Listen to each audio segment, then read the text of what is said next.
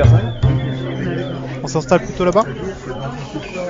Bonjour, un café et un thé s'il vous plaît.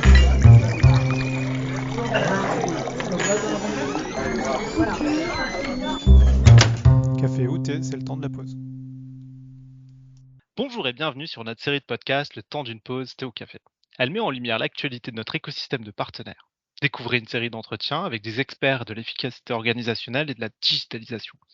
SIRH, relations clients, management, solutions paye, conseil, éditeur de logiciels, cloud. Nous recevons aujourd'hui Philippe Bloquet, CEO et fondateur de PeopleSphere, une plateforme SIRH qui connecte tous vos différents logiciels RH sur un socle unique pour centraliser les flux et données dédiées. Bonjour Philippe, merci de nous avoir rejoints. Et tout d'abord, thé ou café? Alors moi, c'est plutôt café. Bonjour Cédric. Café avec modération, je dirais, depuis quelques temps. Voilà, je me limite à 2 cafés par jour. 2 cafés par jour. On va faire le premier alors. Il sort tout de suite. Alors, nous allons parler de la digitalisation des process RH, de SIRH, de gestion des effectifs, à vrai dire. Il y a maintenant 1 an, Times Square a intégré le store PeopleSphere pour compléter l'offre avec une brique de gestion des plannings et des temps. PeopleSphere est disponible aussi au travers de la marketplace Times Square aujourd'hui. Nous partageons donc une vision commune d'une solution globale composée d'outils spécialistes. Tout d'abord, pouvez-vous nous présenter PeopleSphere et votre solution? Oui, alors PeopleSphere est une bête un peu particulière dans le monde des SIRH. C'est ce qu'on appelle donc une plateforme. Comme vous l'aviez un petit peu évoqué en introduction, l'objectif d'une plateforme, c'est de permettre à un client de composer son système d'information de ressources humaines avec des briques logicielles spécialisées, comme à l'image de Times Square. Et pour ce faire, il est indispensable que le client ait une expérience qui soit la plus simple et la plus facile possible. Et c'est le but de PeopleSphere, c'est de gérer toute cette complexité d'intégration, d'interconnexion pour que tous ces logiciels, chacun spécialisé dans leur domaine, puissent communiquer le mieux possible les uns avec les autres pour restituer aux finalités une vision centralisée aux responsables RH, que ce soit des données, mais aussi centralisée, que ce soit au niveau de l'expérience utilisateur. Et on est plutôt sur des clients, je dirais, mid-market, c'est-à-dire entre 500 et 20 000 collaborateurs en gros. Du coup, si je comprends bien, vous offrez un peu plus de réactivité aux entreprises. Quelle est votre vision sur cet aspect? Alors effectivement, ma vision, c'est qu'il y a de plus en plus de logiciels parce que de plus en plus de situations spécifiques et que chaque client a besoin d'avoir une solution qui répond exactement à ses besoins. Et qu'est-ce que ça engendre au niveau du client? Par exemple, je prends une situation qui s'est présentée à nous il y a à peu près 2 ans avec le Covid. Eh bien, un nouveau besoin a émergé. Ce besoin s'est fait autour du flex office. Tout le monde a dû se mettre à travailler en télétravail. Eh bien, nous avons été en capacité, avec des partenaires spécialisés, d'intégrer dans notre store des solutions de FlexOffice que nos clients ont été en mesure de consommer immédiatement. Donc ça, c'est un élément extrêmement important parce que ça, c'est une flexibilité liée à des événements externes. Mais beaucoup d'entreprises évoluent dans leur vie. Elles vont grandir, faire des acquisitions. Et cette capacité qu'offre PeopleSphere de choisir le bon outil au bon moment dans la vie de l'entreprise, c'est quelque chose d'extrêmement important dans notre concept. Vous avez donc intégré Times Square comme solution de gestion des plannings et des temps, mais quelle est votre feuille de route? Comment faites-vous le choix des différents éditeurs que vous intégrez? Alors c'est une bonne question parce qu'effectivement, il est clair que PeopleSphere ne pourra jamais intégrer les 10 000 éditeurs logiciels qui sont plus ou moins recensés au jour d'aujourd'hui. Donc l'objectif de PeopleSphere, c'est une approche assez matricielle, c'est de dire on veut que pour chaque client, on ait une réponse. Et cette réponse, elle est basée sur plusieurs critères. Elle est basée d'abord sur le métier que fait ce client. Dans la solution de gestion des temps, par exemple, il est clair qu'on ne gère pas les temps probablement de la même façon quand on est un hôtel-restaurant ou quand on est une ESN ou encore quand on est un éditeur de logiciels. Donc ça, c'est un élément extrêmement important et donc on est plutôt là sur les aspects features. La taille, le métier sont des critères qui sont importants, mais de par notre positionnement, de par l'engagement que nous prenons avec nos clients en termes de responsabilité, puisque ça, c'est une dimension très forte de PeopleSphere qui encapsule les offres des acteurs vis-à-vis du client, nous devons d'avoir des partenaires avec un degré de fiabilité extrêmement fort. Donc ça va au-delà de l'outil, ça va sur la robustesse même de l'outil, mais ça va aussi sur la qualité, par exemple, des équipes pour s'assurer que les projets de ce partenaire se passent de manière simple et facile vis-à-vis de nos clients. Donc tous ces critères rentrent effectivement aujourd'hui en compte dans l'intégration d'un partenaire sur le store. On a à peu près une soixantaine de partenaires aujourd'hui sur notre store. On a quasiment doublé dans les 12 à 18 derniers mois et notre objectif est de continuer à croître et de tripler ce nombre de partenaires dans les 2-3 ans qui viennent. Donc une certaine curation au niveau des acteurs, des solutions. On parle donc d'un store PeopleSphere qui assure la vente, le support, le suivi. Quels sont les modèles de distribution et services que vous avez mis en place? Alors, l'objectif de PeopleSphere, c'est de simplifier la vie des clients, des responsables RH et donc d'offrir une solution unique. On aime être ce qu'on appelle le point d'entrée unique, un petit peu comme le serait une solution qui serait entièrement éditée par un éditeur. Et ça impose un certain nombre de choses. Donc, ça impose qu'effectivement, PeopleSphere assure la responsabilité pour le compte de tous nos acteurs qui sont présents sur le store. Et dans ce contexte-là, il est bien évident que nous devons nous assurer d'une qualité de ces acteurs et donc de faire une vraie curation pour s'assurer que les partenaires qui sont dans notre store ont cette capacité de répondre en termes de qualité, de niveau de service et de fonctionnalité aux exigences de nos clients. PeopleSphere peut donc se positionner en tant que distributeur de Times Square directement? Oui, tout à fait. C'est l'objectif dans cette logique d'apporter un contrat, une réponse unifiée. Nous sommes distributeurs de Times Square. Maintenant, il faut savoir que nous pouvons aussi rencontrer des situations où des clients seraient déjà équipés de Times Square et auquel cas, nous arrivons plus comme une solution d'interconnectivité. On sait tous que Times Square est bien le meilleur logiciel, mais vous avez quand même besoin de rester neutre face à notre offre. PeopleSphere intervient comme garant des acteurs du store. Vous avez donc un rôle de conseil auprès des utilisateurs? Alors oui, tout à fait.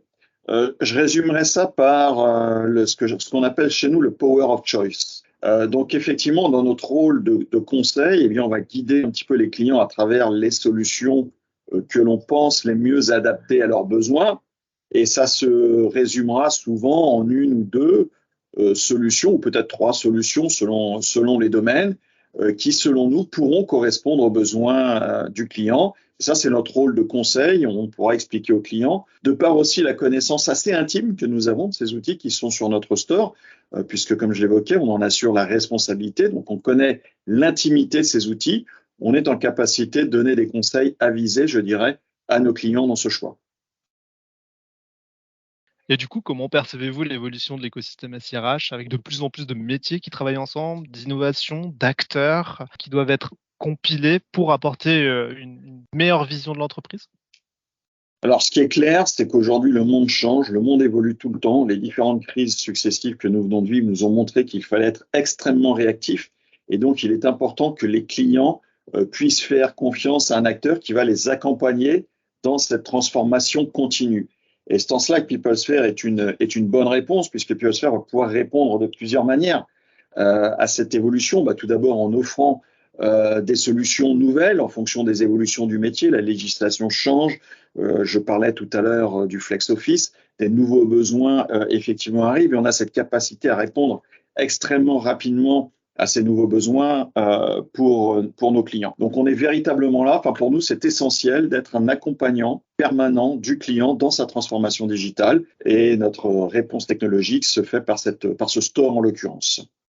On pourrait donc parler d'une partie immergée de l'iceberg qui est accessible à l'utilisateur, mais qui repose du coup sur une partie submergée, un socle solide, qui ne distrait pas l'utilisateur dans une utilisation directe, mais qui est bien là, présent, pour assurer la fiabilité de l'outil. Alors, complètement. Et en fait, cette image de l'iceberg, elle est parfaite parce que c'est tout l'enjeu de PeopleSphere. C'est l'enjeu de gérer une complexité lorsque, dans un écosystème, vous avez une quinzaine ou une vingtaine d'outils RH qui travaillent les uns avec les autres. Eh bien, tout l'enjeu de PeopleSphere, ça va être effectivement de complètement masquer cette complexité à travers sa solution technologique pour que l'utilisateur, qui lui a accès à la partie émergée, soit en capacité d'utiliser quelque chose d'extrêmement simple, facile à comprendre. Il va sur la plateforme, il peut opérer l'ensemble de ses services sans avoir à se soucier potentiellement de la manière dont ces services vont être opérés vis-à-vis des acteurs qui sont dans le store. Au niveau de l'intégration et des CLA, des termes de production, il est certainement nécessaire de garantir une certaine homogénéité des engagements en termes de disponibilité, de sécurité, mais aussi garantir la fluidité des flux entre chacune des solutions. Une des raisons pour lesquelles la solution est intégrée et quelquefois préférée par les donneurs d'ordre? Alors absolument, parce que pour assurer quelque part cette simplicité, cette tranquillité, faire en sorte que nos clients soient sereins quand ils adoptent une solution qui est sur notre store, PeopleSphere doit non seulement créer des connecteurs technologiques, et nous on a l'habitude de parler de ce qu'on appelle des smart connecteurs, mais on doit aussi créer ce que j'appelle moi des connecteurs business. C'est-à-dire qu'effectivement, les engagements que nous avons avec nos partenaires, ces connecteurs business entre guillemets, doivent permettre effectivement d'assurer ce SLA, ces niveaux de service de manière uniforme, quelle que soit la solution qui est connectée derrière. Donc il y a vraiment un double enjeu, un enjeu technologique, ça qui est résolu à travers les API, les moteurs de connecteurs, mais il y a cet enjeu business extrêmement fort qui est celui qui va assurer et garantir la tranquillité du client vis-à-vis de l'utilisation de PeopleSphere et de son écosystème. Vous avez par ailleurs effectué des tests de pénétration, d'intrusion, notamment sur Times Square, sur la plateforme. Vous pouvez nous en dire un peu plus? Alors effectivement, dans le cadre des éléments que nous exigeons de nos partenaires, il y a un certain nombre d'éléments d'exigence technologique liés à des respects de la sécurité. Donc, on demande à nos partenaires de nous communiquer les différents tests qu'ils ont pu faire. Nous faisons nous-mêmes des tests de pénétration, ce qu'on appelle les tests de pénétration en boîte blanche ou des tests de pénétration en boîte noire, c'est-à-dire dans un cas, ce sont des gens qui sont complètement externes à l'environnement PeopleSphere. Et dans d'autres cas, ce sont des gens qui sont dans l'environnement PeopleSphere et on va tester le fait que ces gens qui sont dans l'environnement PeopleSphere ne peuvent pas, à travers PeopleSphere ou à travers les outils connectés à PeopleSphere, avoir des actions nuisibles à la sécurité de l'ensemble de l'écosystème.